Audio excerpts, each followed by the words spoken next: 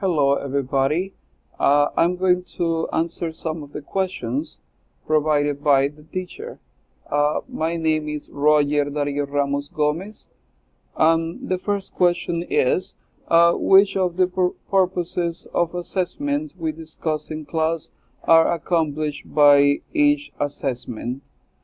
Assessment by itself implies a judgment of people's abilities or the processes they make in order to reach a goal or a set of objectives during a language course. When it comes to a foreign language, our students try to accommodate themselves to the skills or skill they feel more familiarized with. In other words, if we think like students, we might observe that they tend to feel intimidated towards oral interactions. Even though that is a reality, we as language teachers should propitiate our students being assessed in all those practical skills relevant to their everyday activities, either inside the classroom or outside of it.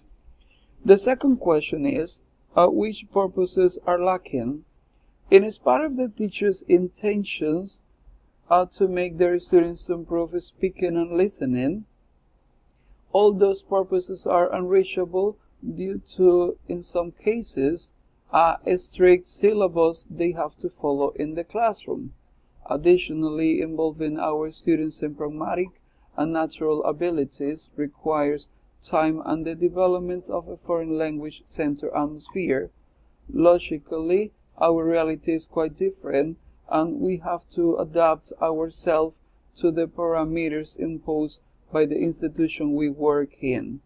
Inevitably, at the end of the day, our students are going to be evaluated by national exams proposed by the Colombian government, which only assesses reading and grammar, leaving speaking and listening behind.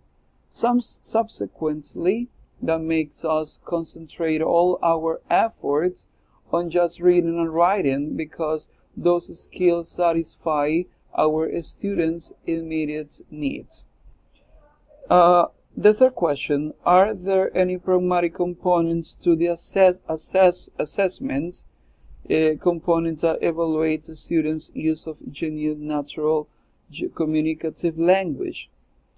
There is nothing more pragmatic in language teaching learning than the direct exposition of the students to the target language.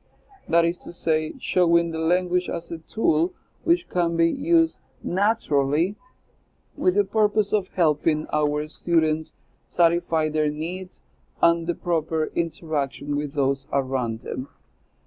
As teachers, we intend to engage our learners to produce real language, but sometimes we lack of the real conditions which favors real language interaction. What I mean is that a classroom is like a mix of different worlds and backgrounds where every participant plays a role, and sometimes those roles are affected by the inner educational context of the individuals.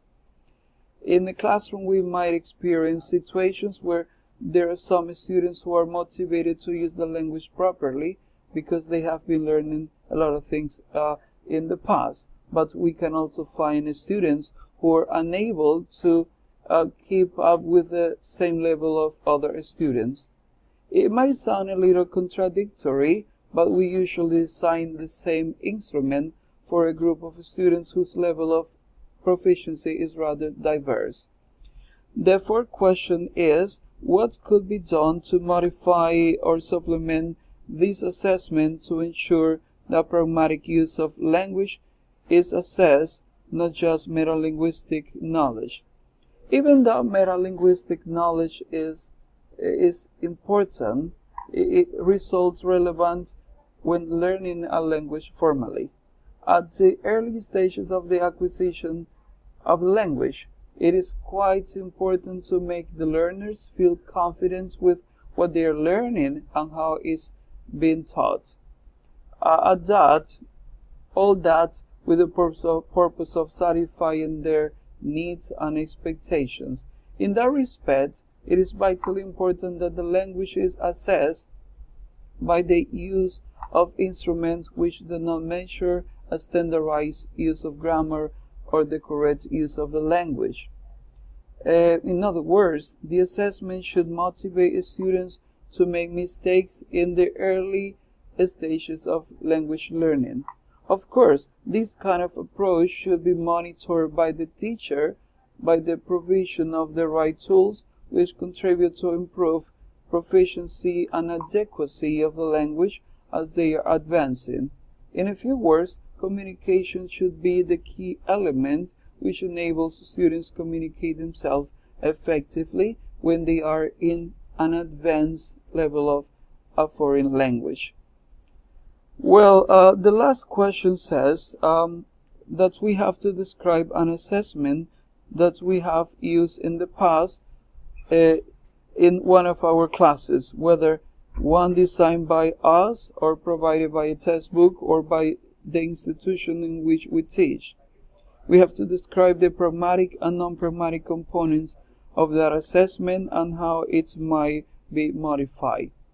Well, the assessment which I'm going to describe make emphasis on the understanding of the instructions given about the present continuous and how it is used in the English language.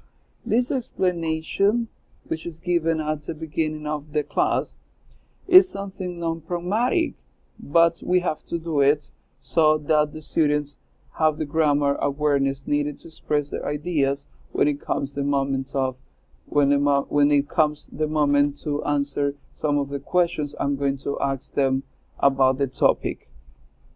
Well, in that case, I think that the pragmatic element is when the students have to answer the questions based on a content that is given to them in the class. For example, I showed them a set of images and a set of verbs, and they have to talk about with their peers about what is going on in the images. Okay, thank you very much for attending or for being here and listening to me attentively.